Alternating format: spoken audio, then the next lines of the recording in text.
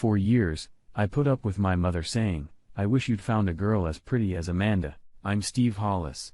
Amanda was my older brother, Mark's wife. Amanda was pretty and came from a rich family, but I somehow felt that money wasn't everything. When I was in high school, I hung out with a large group of friends, guys, and girls. Mostly, we were all just friends. My mom was hoping I would start dating one of them, Karen. I didn't stand a chance. Karen was way out of my league, and I knew it. After we all graduated, I kept in touch with some of the old company. Some just moved on to new friendships. Usually with coworkers. I was working as a trainee auto mechanic when I met Laura. Laura wasn't the prettiest of the girls, partly because she rarely used makeup. I really liked her, and after I worked up the courage to ask her out, we started dating. Like any other couples of the time, we had sex, and like many couples, we screwed up and Laura got pregnant. One night, we sat around discussing it scared to death. In the end, we both agreed that an abortion was out of the question. We were both worried about how we would tell our parents. I did the only decent thing I could think of and asked Laura to marry me. Her parents weren't happy that she was pregnant, although her father gave me credit for not running away from his daughter. My parents were not happy, and they let me know it. My mother almost fainted when I told her we were getting married. Since neither of us had money or rich parents, we got married at the local registry office. My brother was my best man and witness. Laura's sister did the honors as maid of honor and witness. There was no honeymoon due to lack of funds, so we started looking for somewhere to live. My boss's brother had a rental and property management company, and we arranged with him to rent a small one-bedroom apartment in a decent neighborhood. I went with Laura for an ultrasound, and we found out she was expecting twins. We looked at each other with an expression of what the hell are we going to do? We'll see. We decided we would do our best and always put the kids first. I worked long hours to pay for everything we needed. One evening, as we were sitting watching TV, there was a knock on the door. I opened it and saw my boss, Brian, and his wife, Linda, standing there smiling. We had a cup of coffee and talked. And the question of how we were going to manage our finances was brought up. "Steve, I know you are tight right now with the birth of your children, and we wanna help. Let me know if you need anything, and we'll take care of it." Laura was at a loss for words and began to cry.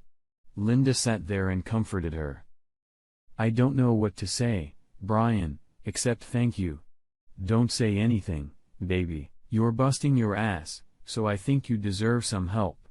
Brian was true to his word, and after we made a list of what we needed, I handed it to him with the words, "We would be extremely grateful for anything you buy." Knowing Brian, I assumed he would buy the most expensive things so that we could more easily afford the other things on the list. Both Laura and I were completely stunned a couple days later when they showed up with the full list purchases. Linda explained that they had been in our situation once and knew what it was like to struggle.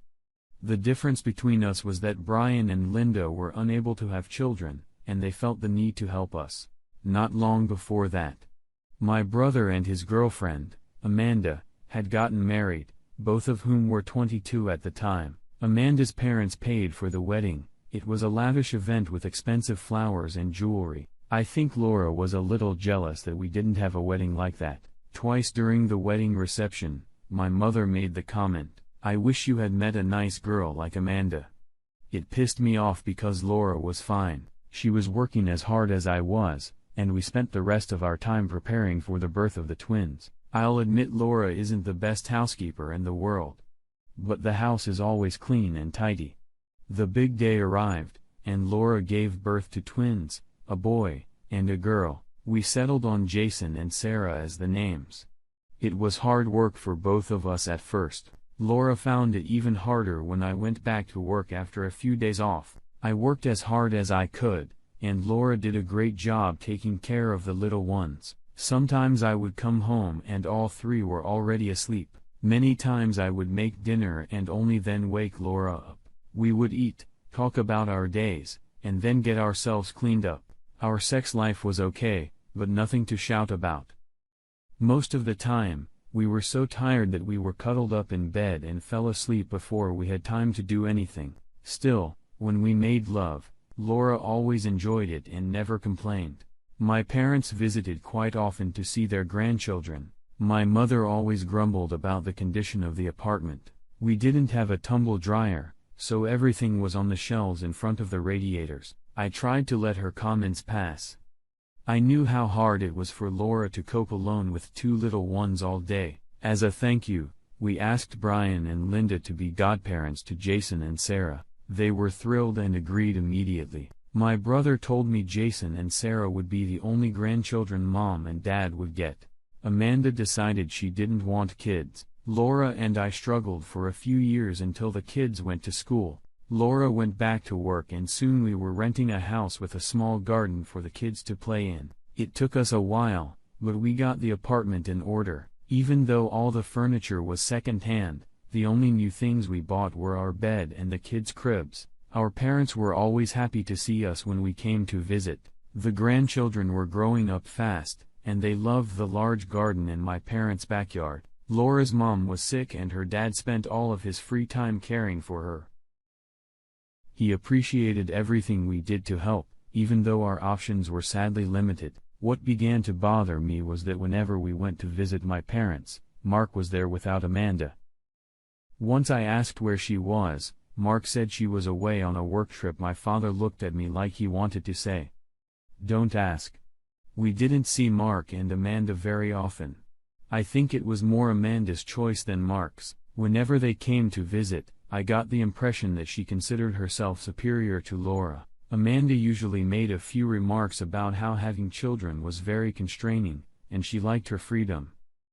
Laura and I chose to ignore her rather than get into an argument. Shortly before the twins' 6th birthday, Mark called us and told us that Amanda was working away, and he was bored. I got the feeling that he was not telling us something, but I wasn't too sure how to approach him. A few days later, I found out what was bothering my brother. I was testing a client's car in the driveway when I drove past where Amanda worked. She came out of her office holding hands with some guy.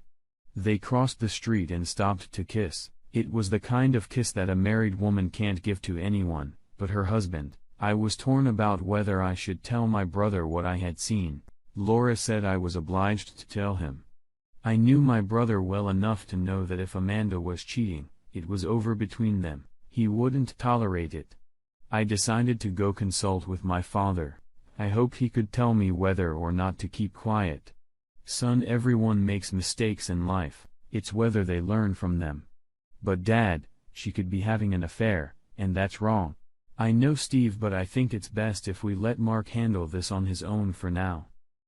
If he finds out, then we can be there to support him, but I don't think he'll want you telling him that Amanda is cheating." I decided to keep quiet for now. A few weeks later, Mark called and asked if I could help him out on Friday night. Naturally, I agreed, and he picked me up just after 7 p.m. "So what do you need help with, Mark?" "You'll see when we get there. I still hope I'm wrong." Mark pulled up to the Hilton Hotel about 30 miles away and parked the car. "Please let me be wrong," he muttered as I followed him to the front desk. After a brief conversation and showing his driver's license, Mark was given a key card for Amanda's room. In the elevator, he told me that he'd learned it wasn't a business trip, and he wanted to know what Amanda was up to. As we approached the room, we heard a noise inside, and it didn't take a genius to figure out what was going on inside. Mark put the key card in the door and very slowly opened it. We crept inside, me 2 steps behind him. "Oh God! Take me harder!